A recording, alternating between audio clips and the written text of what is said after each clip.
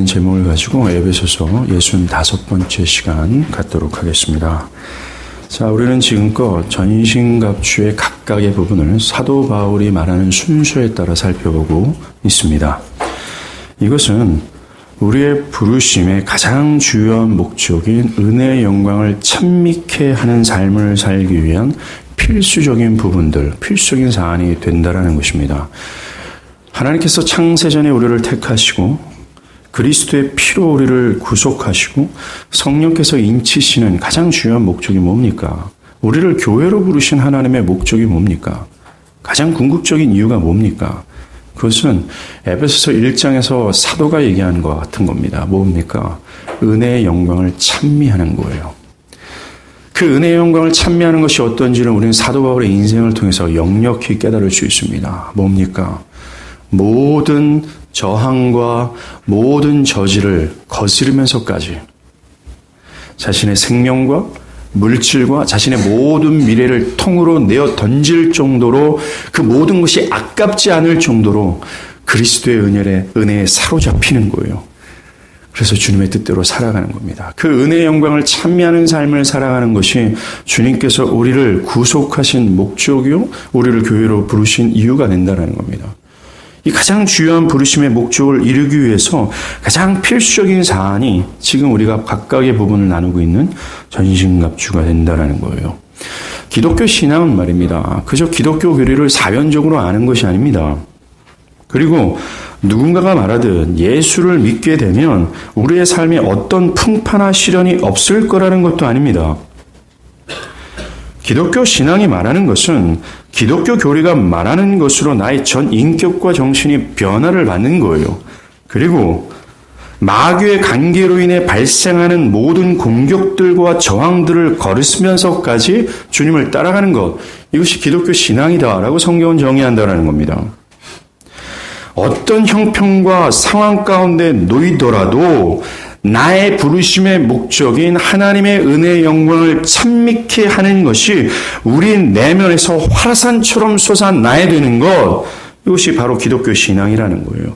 그러하기에 신앙은 전쟁입니다. 모든 전쟁이 자신의 생명을 건 분투와 치열함과 때로는 목숨을 지불하면서 지불해야 될 희생이 뒤따르는 것처럼 신앙도 그러하다라는 것입니다. 신앙은 비닐하우스에 있는 것이 아니에요. 신앙은 꽃길을 걷는 것이 아닙니다. 신앙은 전쟁이라는 거예요. 우리는 그 전쟁에 부르심을 받은 겁니다. 이것을 위해서 사도는 진리의 허리띠를 띠는 것으로 시작했습니다. 즉 신자가 갖추어야 될 가장 기본적인 사안으로서부터 우리가 거슬러 왔다라는 겁니다. 그는 기독교 교리를 알고 그것에 전 인격이 적용된 상태가 되는 것으로 신자가 시작되어지고 신앙이 시작되는 것이라고 얘기하는 겁니다. 신자가 되는 것과 신앙을 시작한다는 것은 교회를 시작하는 것으로 시작되는 것이 아니에요. 기독교의 모든 교리를 알고 그것을 수용하고 그것을 깨닫고 그것이 내 내면과 정신에 적용된 상태가 된다는 겁니다. 진리로 인해 나의 모든 견해가 부정당하고 그것에 따른 합당한 변화된 삶과 돌이킨 삶의 방향성이 있어야 되는 거예요. 주님은 이것을 간단하게 정의합니다. 자기를 부인하고 십자가를 지고 나를 따르라 라고 얘기합니다. 이것이 신앙의 시작이에요. 신자의 시작이라고 의미를 하는 것입니다. 즉 자신의 견해와 가치관과 고집스러운 삶의 방식들을 부인하고 주님이 규정하신 그 길을 따라라 라는 겁니다. 이것이 아닌 모든 종교적인 수고는 헛된 것입니다. 이 기본적인 사안들, 이것의 참된 신앙의 시작과 신자의 기본적인 갖추어야 될 이 시작을 하지 않았다면 그 모든 것은 헛될 수밖에 없습니다. 두 번째로 바울은 의의 호심경을 붙이라고 말합니다. 이 의의 호심경은 우리의 그리스도인의 심장을 보호하는 겁니다. 신앙의 바탕이고 신앙의 근간을 보호하는 겁니다. 뭡니까? 신자의 구원이 자신의 행위나 자신의 경험이나 감정에 기반을 두는 것이 아니라 믿음으로 획득된 그리스도의 의에 기반을 두는 것이라고 말씀드렸어요. 바울이 말하는 것처럼 자신의 신앙의 스펙들, 과거의 모든 열심들, 현재 도덕적인 모든 의가 구원을 얻기 위해서는 말할 가치가 없는 것이다. 그것은 구원을 얻기에 조금도 도움이 되지 않을 뿐만 아니라 도리어 해가 되는 매설물처럼 여기며 믿음으로 거저받은 그리스도의 의 하나만을 간절히 붙들고 나아가는 것, 그 자세를 필요하다라는 거예요. 그 다음에 평안의 복음을 얘기했습니다. 평안의 복음이 주는 이 확고부동한 신앙적 자세예요.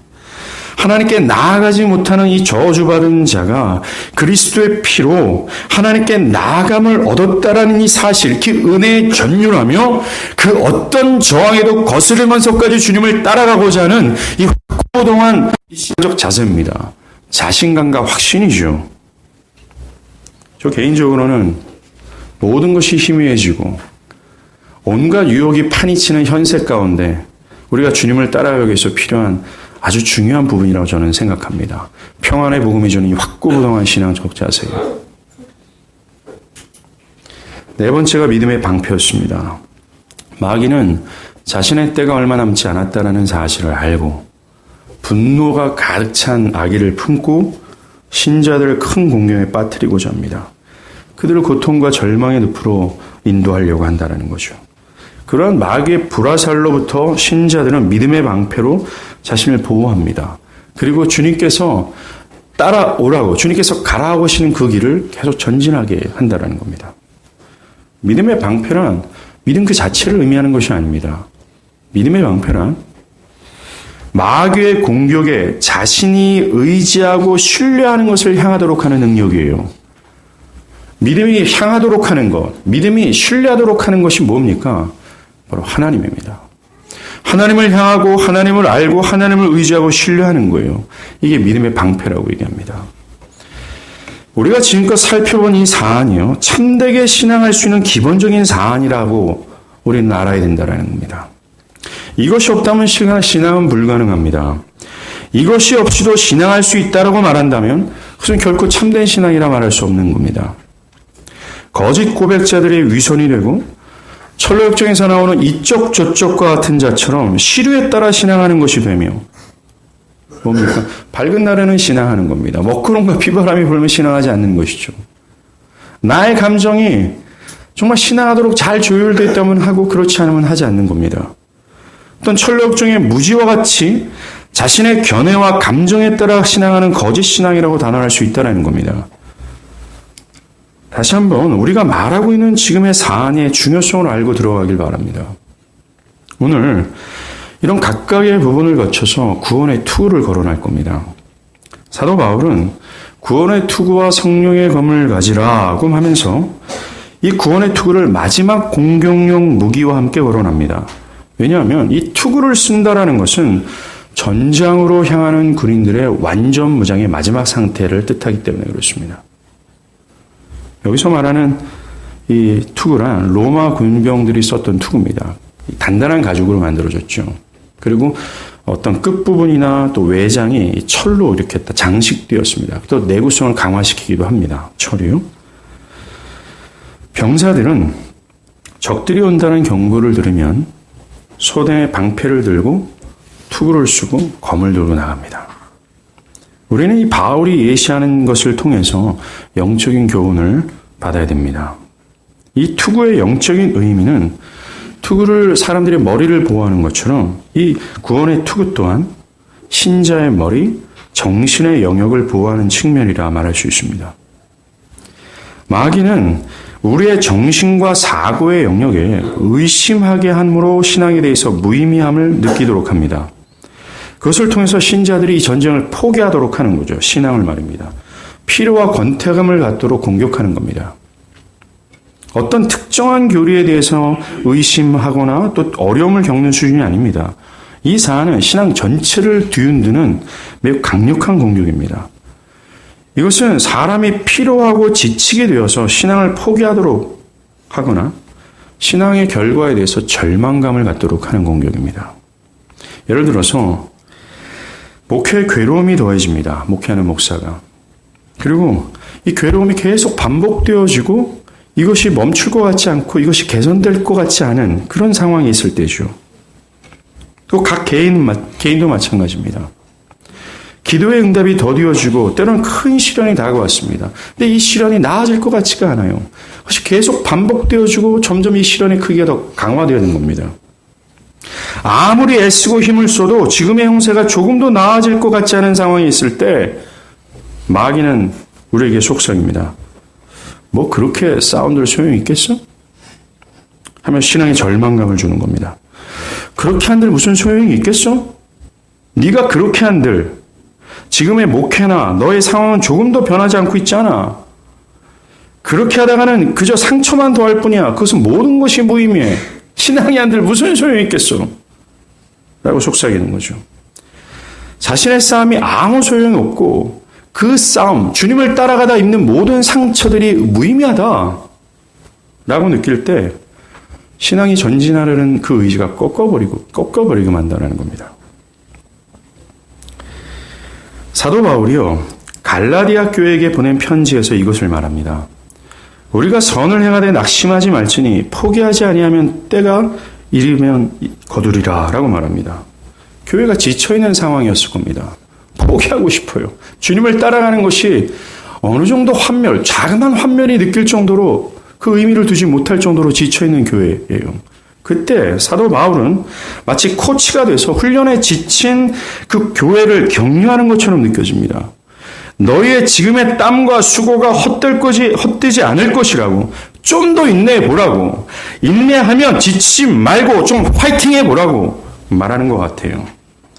수고의 결실이 없는 것처럼 느껴지고 끊임없이 그 고통이 반복되어지고 오래 지속된다면 그는 소망을 완전히 소멸하고 말 것입니다. 이러한 문제는요, 각 개인뿐만 아니라 교회가 직면할 수 있는 문제입니다. 왜냐하면 우리의 신앙, 곧 전쟁이라고 그랬죠. 이 싸움은 내가 신자가 된 이후부터 이 땅에서는 결코 멈추지 않는 싸움이기 때문에 그렇습니다. 마귀의 공격, 즉 신앙의 환멸을 느끼게 하는 겁니다. 신앙, 주님을 죽도록 따라가는데 아무런 결실이 없도록 보여주도록 하는 거예요. 수많은 저항 속에서 포기하고 싶어하는 여러 가지 유혹들을 당하게 된다는 겁니다. 그런데 이것이 멈추지 않는데요. 주님의 나라에 임할 때까지 말입니다. 끊임없이 반복되는 유혹과 고난에 직면해야 되기 때문에 그렇습니다. 어떤 결실이 없다고 판단하는 상황에서 반복해서 서야 하기 때문에 그래요. 이런 신앙적 절망에 직면할 수 있다는 겁니다. 예외가 없다라는 거죠. 그때 마귀는 우리에게 그거 봐, 그것도 소용없잖아. 헛될 뿐이야. 예수를 믿는 것, 너가 하나님을 신뢰한다고 얘기했던 모든 것, 그걸 과연 소용있어? 라고 속삭이는 거죠. 교회를 한번 보십시오. 교회는 2000년 전부터 존속하고 있었습니다. 그 오랜 세월 동안 교회는 수많은 공격과 유혹으로부터 연약하게 짝이 없는 모습으로 계속 존속해 왔어요. 그들의 수고에 비하면 너무나도 비약하고 너무나 연약한 모습으로 이어져 왔습니다. 수고가 헛된 것처럼 느낄 때가 있었습니다. 아무런 일이 일어나지 않는 그런 시절을 보낸 적도 있습니다. 마귀는 끊임없이 교회는 아무런 쓸모가 없는 거야 라고 유혹해 왔어요. 교회는 그러한 공격에 노출되어 왔습니다. 이처럼 개개인이나 교회는 이러한 공격으로 신앙의 절망을 느끼고 심지어 환멸을 느낄 수 있다는 겁니다. 여러분이 참되게 신앙한다면 말입니다. 예스! 여러분들이 정말 그리스도의 피로 구속받은 교회로서 저 보이지 않는 그 영광스러운 나라를 위해서 진군하고자 하는 그 불타는 참된 불길을 여러분들이 소유하고 있다면 예스! 여러분들은 이런 공격에 직면했을 겁니다. 만약에 그렇지 않다면, 이런 공격에 직면하지 않았다면 여러분들이 참된 신자인지를 한번 돌아보길 바랍니다. 우리는 이러한 문제를 요한계시록을 통해서 좀 더 알 수 있어요. 자, 계시록은 로마의 속주, 아시아 속주에 속해 있는 7개 도시에 있는 교회들에게 보낸 편지입니다. 그 무렵 교회는요, 이 니골라당의 이단적 가르침과 이교적 신앙의 끊임없는 유혹으로 이 교리적 혼란을 가지고 왔어요. 또 신앙의 위기에 직면해 있었습니다. 그것에 더해서 로마의 박해가 심해지는 겁니다. 교회가 하나둘씩 사라지는 거예요. 교회의 존폐가 달려있는 위기에 봉착한 겁니다. 그리고 충성스러운 자들은 가난해지는 겁니다. 그리고 그들의 생명은 계속해서 위협을 받고 있는 상황이에요. 그리고 이 일곱 교회가 간절히 바랬던 겁니다. 이런 큰 핍박과 환란이 끝나는 주님의 그 오심을 간절히 기대했어요. 주님 오시는다며. 그런데 주님의 오심이 보이질 않아요. 그런 어떤 징조도 나타나지 않습니다. 그리고 그 교회들이 그렇게 믿고 따랐던 사도들도 하나씩 죽고 있어요. 마지막 남은 이 사도 요한도 밤모섬으로 유배를 당한 상황입니다. 그 결과 교회 안에 있는 자들이 하나씩 떠나기 시작하는 거예요. 이게 뭐야 이러는 거죠. 예수 믿는 거 이거야 하면서 떠나기 시작하는 겁니다. 환멸을 느끼는 겁니다. 지칠 대로 지쳐있는 상황에 있어요. 교회 존폐가 걸린 위기에 봉착한 겁니다. 전쟁의 형세가 조금도 역전될 것 같지 않는 더 극심해지는 상황에 있어요. 이들은 모든 것을 포기해버리고 싶은 문제에 직면한 겁니다. 지쳤어요. 피곤합니다. 유혹을 당한 겁니다. 예수가 과연 있는가? 이런 질문을 할 수 있는 상황입니다. 이와 같은 상황에 직면한 사람들이 또 성경에 있습니다. 베드로 사도가 그 각국에 흩어져 있는 유대인 디아스포라 그리스도인들에게 쓴 편지입니다. 이들은 먼 타국에서 온갖 가난과 환난과 핍박을 받으면서 신앙을 고수하고 있었던 사람들입니다. 문제는 그들의 이 싸움이 끝날 것 같지 않는 거예요. 그리고 곧 주님이 오실 거라고 믿었지만 그것이 계속 더디어지는 겁니다. 그때 비웃는 사람들이 이렇게 얘기합니다. 야, 니네가 믿는 예수가 온다며. 모든 이 세상의 만물들이 다 심판받아 사라지고 새하늘과 새 땅이 임한다며. 이놈들아 봐라. 이 새하늘과 새 땅이 어딨냐. 원래 창세 때부터 있었던 이 모든 피조 만물들이 지금 그토록 있지 않느냐. 너희들은 틀린 거야. 너희들이 믿고 있는 교리는 틀린 거야. 너희들이 주장하고 있는 진리는 맞는 게 아니야. 라고 하면서 그들을 비웃는 겁니다. 원수는 이런 식으로 우리의 정신과 마음을 공격하는 거예요. 우리 교회가 이러한 절망에 직면할 수 있다는 것을 아십니까? 어떤 일도 발생하지 않을 것 같은 진공 상태가 계속 지속되는 거예요. 조금 더 나아질 것 같지 않은 겁니다. 교회 형편이. 아무리 기다리고 수고해도 열매가 없는 거예요. 도리어 사람들이 하나둘씩 떠나버립니다. 반복되는 고난과 기다림에 지쳐버리는 겁니다. 그럴 때 마귀는 그래 기독교 신앙에 의미가 있어? 그렇게 수고하는데 정말 하나님이 있는 거야? 니네가 말하는 교리가 맞다면 어떤 일이 발생해야 되는 거 아니야? 이런 식으로 우리의 수고와 땀이 소용없다. 그거 헛된 일이다라고 공격합니다. 저 개인적으로는 말입니다. 목회를 하면서 이러한 공격에 직면할 때가 참으로 많습니다. 여러분이 군사로 주님의 교회와 함께하고 있다면 여러분도 예외가 아닐 거예요. 개인에게도 마찬가지입니다. 네가 기독교인이 된 이후로 나아진 게 뭐냐? 너의 형편, 사업, 가정이 좀 나아졌느냐? 너의 기도와 수고의 열매가 그 정도냐? 라고 하면서 우리의 정신과 마음을 흔들어 놓는 겁니다. 의심과 불안과 절망으로 인도하는 거죠. 그냥 포기해라. 지금 멈춰서라. 라고 유혹하는 겁니다. 이것이 마귀의 공격입니다. 오늘 바울은 이러한 공격으로부터 우리를 보호할 수 있는 길이 무엇인지를 말하고 있습니다. 뭡니까? 구원의 투구입니다. 구원의 투구가 무엇인지 바울은 데살로니가전서 5장 8절에서 말해요. 우리는 낮에 속하였으니 정신을 차리고 믿음과 사랑의 호신경을 붙이고 구원의 소망의 투구를 쓰자라고 얘기합니다. 바울은 이 그리스도의 오심이 더디어지는 것으로 인해서 실망하고 지쳐있는 그들에게 정신을 차리고 라고 말하면서 구원의 소망의 투구를 걸어내는 거예요. 여기에서 말하는 구원의 소망이 바로 오늘 본문에서 말하는 구원의 투구가 되는 겁니다. 구원의 투구란 이미 받은 구원에 그치는 것이 아니라 앞으로 완성될 최종적인 구원을 바라는 것을 의미하는 거예요. 완전히 성취될 그날입니다. 영광의 그날을 소망하는 것, 바로 그것입니다. 로마서 13장 11절에 바울은요, 이제 우리의 구원이 처음 믿을 때보다 가까이 왔습니다라고 얘기합니다. 그런 구원이 나에게 점점 가까울 뿐만 아니라 나 또한 그 구원에 점점 가까이 다가가고 있다라고 얘기하는 겁니다. 구원이 그리스도의 소망이라고 말하고 있는 거예요. 그렇습니다. 마귀가 우리의 정신과 마음에 기습적으로 공격을 할 때, 그래서 우리를 좌절케 하고 신앙의 의미를 느끼지 못하게 하며 우리의 전진을 멈춰서게 할 바로 그때 우리가 해야 될 게 뭡니까? 구원의 투구를 쓰는 거예요. 즉 그리스도인들이 바라봐야 될 그 소망, 그 영광의 날, 그걸 확신하는 겁니다. 주님은 제자들에게 너희들에게 반드시 환난과 시련이 있을 거라고 말씀하셨습니다. 너희가 세상에 속하였으면 세상이 자기의 것을 사랑할 것이나 너희는 세상에 속한 자가 아니요 도리어 내가 너희를 세상에서 택하였기 때문에 세상이 너희를 미워할 것이다 라고 말합니다. 기독교 신앙은 어떤 보호막 속에서 어떤 문제도 겪지 않은 마법이 아닙니다. 예수는 너희가 나를 따르면 어떤 환난도 어려움도 겪지 않게 될 거다. 만사가 형통할 거다. 너희가 뜻하는 바대로 순탄할 거다 라고 말씀하지 않았습니다.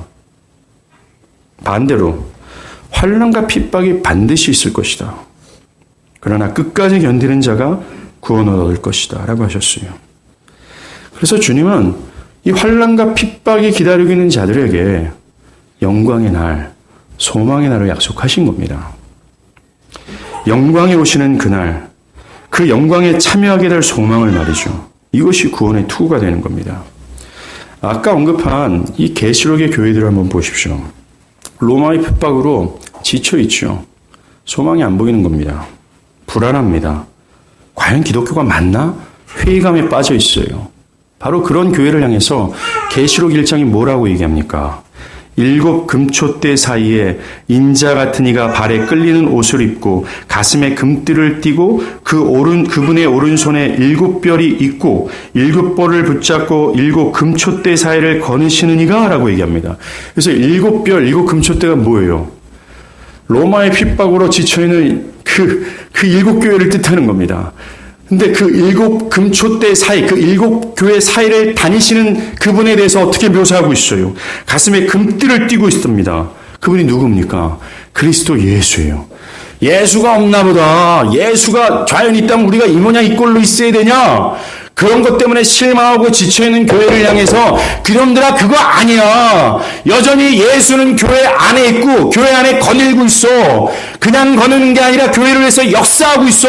너희들을 힘을 주고 있단 말이야. 그리고 너희를 붙들고 인도하고 있어. 이 말씀을 통해서 그들에게 소망을 주는 거예요. 위로를 좀 받으라고. 예수는 내가 여기 있어. 내가 너희 안에 역사하고 있고 너희를 붙들고 역사하고 있어 라고 말씀하시는 겁니다. 영광의 소망을 좀 바라보라고 얘기하는 거예요. 우리는 실패와 패배감으로 사로잡힐 때 이 구원의 투구를 쓰는 거예요. 이 소망을 봐야 된다는 겁니다. 그리스도께서 여러분을 사랑하시고 여전히 건재하게 여러분의 삶에 역사하고 있다는 것을 우리는 확신하고 있어야 되는 거예요. 또한 7 교회가 지쳐있고 또 데살로니가 교회가 지쳐있는 이유가 뭡니까? 예수 온다고 했는데 안 오는 겁니다. 이 약속이 더디어지는 거예요. 그럴 때 주님은 계시록을 통해서 교회에게 뭐라고 말씀하십니까? 이제도 계시고 전에도 계셨고 장차 오실 이가 하면서 교회의 구원의 완성의 때를 말씀해 주잖아요. 그리고 교회를 핍박했던 원수 마귀와 세상 바벨론이 산산이 부서지고 교회가 승리하게 될 것임을 말씀해 주는 겁니다. 예수 올 거다라고 보여주시는 거죠. 교회가 영광의 소망으로 들어가게 될 그 영광의 소망을 말씀해 주시는 겁니다. 교회는 이 구원의 소망을 투구를 써야 합니다. 마귀의 수많은 공격으로부터 이 구원의 투구를 쓰고 아멘 주 예수여 어서 오시옵소서라고 말할 수 있어야 되는 거예요. 고린도전서 15장에 바울이 이와 같은 소망을 말해요. 너희 중에 어떤 사람들은 어찌하여 죽은 자 가운데서 부활이 없다 하느냐. 만일 죽은 자가 다시 살아나는 일이 없으면 너희 믿음도 헛되고 너희가 여전히 죄 가운데 있을 것이요 또한 그리스도 안에서 잠자는 자도 망하였으니 만일 그리스도 안에서 우리가 바라는 것이 다만 이 세상 삶뿐이면 모든 사람 가운데 우리가 더 불쌍한 자니라. 내가 사람의 방법으로 에베소에서 맹수와 더불어 싸웠다면 내게 무슨 유익이 있으리요? 죽은 자가 살아나지 못한다면 내일 죽을 터이니 먹고 마시자 하리라 라고 얘기합니다. 그래서 에베소에서 싸운 맹수들이 누굽니까? 원수 마귀예요. 그의 정신과 마음을 공격하는 원수 마귀를 뜻하는 겁니다. 바울은 만약에 내가 미래의 소망이 없다면 내가 지금 싸우고 수고하는 것이 헛된 일이고 어리석은 일이다라고 얘기하는 겁니다. 그가 계속해서 싸우고 수고하는 이유가 장래의 소망을 붙들고 있기 때문이라고 말하는 겁니다. 만약 이 소망이 없다면, 죽은 자의 부활과 그 영광의 날이 없다면 우리는 낙심하고 포기하고 굴복할 수밖에 없습니다. 아니요. 따라갈 이유가 없다라는 겁니다. 우리가 낙심하지 말아야 될 이유는 우리의 잠시 받는 환난에 경한 것을 깨닫고 그 환난 뒤편에 있는 그 영광의 날을 바라봐야 된다는 거예요. 히브리서 기자는요, 이 구원의 소망을 확신하지 못하는 자들을 말하면서 우리에게 경각심을 불러일으킵니다. 우리는 두려워할지니 그의 안식에 들어갈 약속이 남아있을지라도 너희 중에는 혹 이르지 못할 자가 있을까 합니다라고 얘기합니다. 즉 교회를 향해서 얘기하는 겁니다. 교회를 향해서 너희들 중에 저 영원한 천국에 들어가지 못할 자가 있을 거야 라고 경고하는 겁니다. 그러면서 이스라엘 예를 드는 거예요. 이스라엘도 우리가 똑같은 복음을 들었습니다. 근데 문제는 그들은 그 복음을 자신에게 적용하지 않았다라는 것입니다. 그들은 오랜 세월 동안 이 메마른 광야를 통과하면서 반복되는 상황과 이 어려운 상황 속에서 직면해 있었습니다. 그때 마귀는 그들에게 너희는 적과 꿀이 흐르는 땅에 못 들어갈 거야. 그들의 행군이 무의미할 것이라고 유혹했습니다. 그러면서 하나님을 배반하라 라고 유혹합니다. 그 유혹에 넘어간 결과 그들은 약속의 땅에 들어가지 못했어요. 이들의 맹점은 광야에서 하나님과 하나님께서 약속하신 그 하늘의 소망, 그 가나안의 소망을 끊임없이 갈구하지 않았다는 겁니다. 그것을 구하지 않고 그들은 현세의 번영을 줄 금송아지를 향했다는 거예요. 당장의 물과 당장의 먹을 거리를 구할 뿐이었다는 겁니다. 우리로 말하면 위의 것을 사모하지 못했다는 겁니다. 오늘날 현대 기독교의 맹점이 바로 이겁니다. 오늘날 교회 안에 있는 사람들은 광야의 이스라엘과 별반 차이가 없어요. 위의 것에 초점하기보다는 이 땅에 매어 산다는 겁니다. 그들의 대부분의 간구와 열망은 금송아지예요. 당장에 먹을 것과 마실 것을 구하는 것뿐입니다. 자신에게 번영과 안녕을 추구할 뿐이에요. 영원한 것을 위해 지불하는 그 어떤 것이 없다는 겁니다. 그들은 여전히 당장의 먹거리와 마실 것을 구할 뿐이에요. 히브리서 기자는 이런 이스라엘과 같지 말라고 경고하는 겁니다. 좀 영광의 소망, 좀 먼 미래의 성취될 그날을 좀 바라보고 내게 다가오는 그 구원을 좀 향하라고 말하는 겁니다. 영원한 것을 좀 사모하라고 말하는 겁니다. 이것이 신자들의 마땅한 바가 될 겁니다. 그것은 반복해서 오는 이 포기하라는 마귀의 유혹에서 우리를 보호할 수 있는 길이 되는 거예요. 구원의 투구를 쓴다는 것은 첫 번째, 이 구원의 소망이 나에게 오고 있다는 것을 깨닫는 겁니다. 이 소망이 무엇인지를 분명히 알고 그것을 신뢰하는 거죠. 마치 요한계시록에서의 그 아시아의 7 교회가 그 소망을 봤잖아요. 그리고 소망을 붙들었지 않습니까? 그것을 실제적으로 의지하면서 인내하면서 싸웠던 것처럼 말입니다. 전쟁이 극심해져서 지금의 전세가 바뀌지 않을 것 같은 때, 지칠 때죠. 기도하고 주님을 따라갔지만 삶이 조금 더 나아지지 않는 때입니다. 너무 힘들어요. 인내하기가 쉽지 않습니다. 그때 마귀는 어김없이 우리에게 속삭이지 않습니까? 무슨 소용이냐고. 예수 믿고 나아진 게 뭐냐고. 너희 교리는 틀렸다라고. 포기하라고. 그만두라고 유혹할 때입니다. 그때 우리는 비장한 각오로 투구를 눌렀어야 되는 거예요. 이제 시작이다. 제가 좋아하는 영화의 종류를 제가 지난주에 말씀드렸죠. 이 당시의 배경을 두고서 만든 영화를 보면요. 군인들이 전쟁의 알람이 울릴 때 막 갇혀 있습니다. 그리고 방패를 딱 들죠. 그리고 대부분 슬로우 비디오가 딱 잡히는 장면이 있습니다. 언제일까요? 투구를 딱 눌러쓰면서 슬로우 비디오로 그들의 비장한 각오를 연출하기 위해서 발걸음을 이렇게 톡 이렇게 하죠. 그렇게 달아납니다. 맞습니다. 무너질 것 같은 때입니다. 막막할 때예요. 저는 방학동 시절이 그랬습니다. 주님, 이겁니까? 정말 이 교리가 맞습니까? 저는 목회하면서 수없이 주님 앞에 질문한 적이 많습니다. 정말 맞습니까? 이게 맞습니까? 이 땅에 하나님께서 이 진리를 환영할 만한 이 도성에 사람들이 있습니까? 주님을 따른 결과가 이겁니까? 내가 어느 정도까지 배고파야 됩니까, 주님?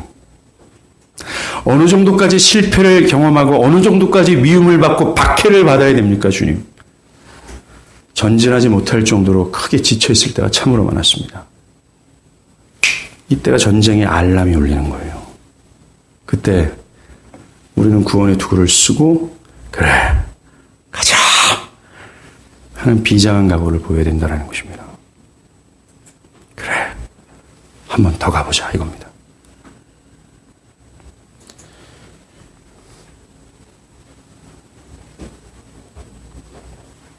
벼락이는 계시록의 교인들이 7 금축대 사이를 거니시는 그리고 7볼을 붙들고 있는 그 그리스도를 봤어요. 자신의 교회 가운데 여전히 거니시고 역사하시고 자신의 교회를 붙들고 계신 그 그리스도를 말입니다. 그것을 볼 수 있는 저와 여러분이 되길 간절히 바랍니다. 여러분들의 삶에서도 마찬가지예요. 주여, 눈을 열어 그것을 볼 수 있는 은혜를 우리에게 주시옵소서. 장래의 소망이 있음을 깨닫고 있어야 돼요. 찬송가 491장의 가사처럼 괴로움과 죄가 있는 곳 나 비록 여기 살아도 빛나고 높은 저곳을 날마다 바라봅니다. 험하고 높은 이 길을 싸우며 나갑니다. 다시금 기도하니 내 주여 인도하소서. 내 주를 따라 올라가 저 높은 곳에 우뚝 서 영원한 복락 누리며 즐거운 노래 부르리라고요. 두 번째로 구원의 투구를 쓴다는 것은 나 자신이 기필코 그 영광의 구원으로 들어갈 것임을 확신하는 겁니다. 로마서 8장 30절이에요. 또 미리 정하신 그들을 또한 부르시고 부르신 그들을 또한 의롭다 하시고 의롭다 하신 그들을 또한 영어롭게 하셨느니라 라고 말합니다.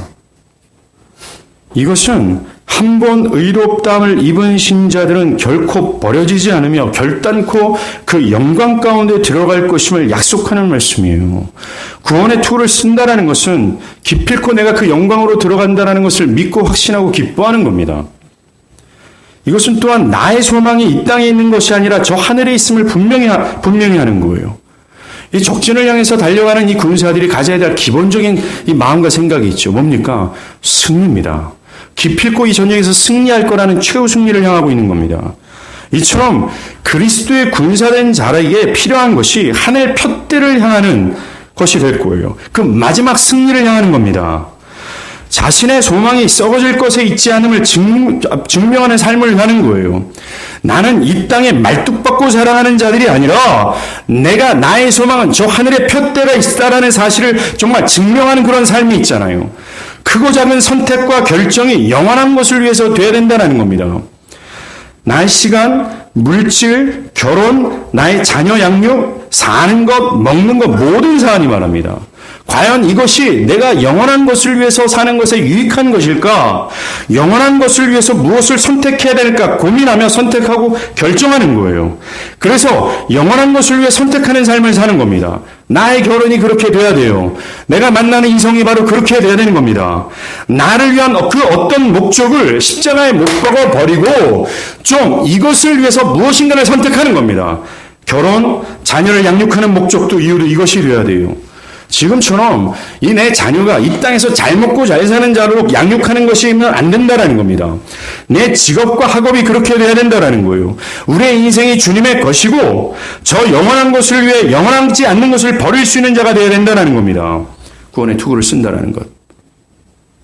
마지막으로 구원의 투구를 쓴다라는 것은 우리를 그리스도 안에 있는 그 하나님의 사랑에서 끊을 것이 없다라는 확신을 갖는 거예요. 이 비밀을 바울이 알았습니다. 우리 한번 찾아볼까요? 로마서 8장 38절과 39절입니다.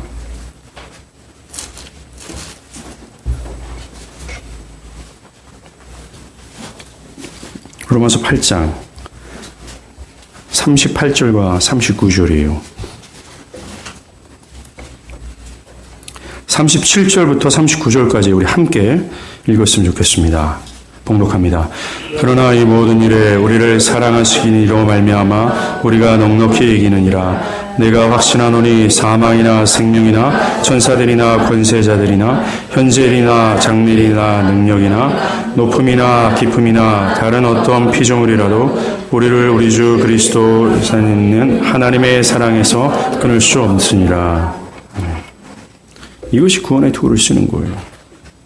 그 어떤 것이 내가 가지고 있는 이 소망을 절대로 사라지게 하지 못할 거라는 확신입니다. 우리를 그리스도 예수 안에 있는 하나님의 사랑에서 끊을 수 있는 것이 없다라는 확신은 말입니다. 우리가 만들어내는 신념과 확신이 아닙니다. 그 근거는 그리스도의 십자가에 있어요.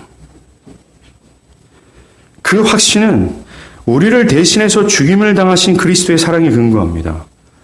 그 희생적인 죽음으로 생긴 구원의 소망이기 때문에 그래요. 이 구원의 주인은 내게 아니라 바로 그리스도 겁니다. 그리고 그 구원을 지키시고 보호하는 자가 내 자신이 아니라 바로 그리스도이기 때문에 그래요. 그래서 우리는 확신할 수 있습니다. 우리 주님은 앞에 있는 즐거움을 바라보며 지금의 십자가를 참고 모든 시련을 개의치 아니하셨다라고 말씀하셨습니다.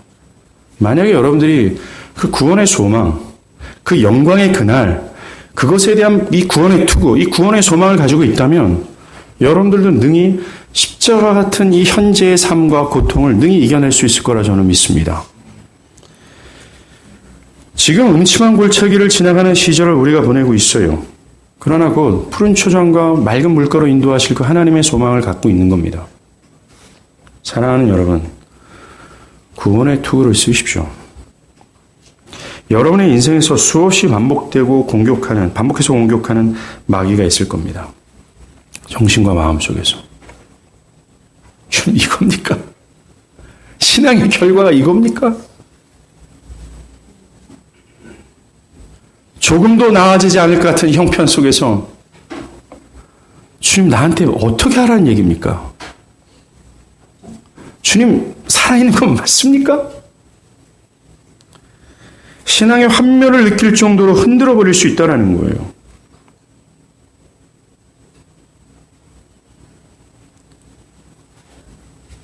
왜 하나의 열매가 없는 거야? 이런 식으로 흔들어 놓는 겁니다. 또 우리가 섬기는 교회를 향해서도 그럴 겁니다. 너희가 말하는 진리가 맞냐? 너희들이 역사적 복음이라고 얘기하는데 교회 역사 속에서 정말 믿음의 선조들이 지킨 그 교리라고 얘기를 하는데 그 교리를 싫어하는 사람들이 많지 않느냐? 환영받지 못하지 않느냐? 정말 너희들이 말하는 진리가 맞다면 어떤 일이 일어나야 되지 않느냐? 근데 지금 뭐냐? 이토록 우리를 흔들어 놓을 때가 있습니다. 그때죠. 힘을 내는 겁니다. 포기하지 말아야 된다는 거죠. 구원의 투구를 쓰고. 우리는 구원의 투구를 쓰고 이미 구원을 이루신 그리스도와 현재 구원을 이루어 나가시기 위해서 우리를 지키시고 보호하시고 우리 가운데 거니심의 역사하시는 그리스도를 보는 거예요. 그리고 장차 올 나에게 지금 다가오는 그 구원의 영광을 보는 겁니다.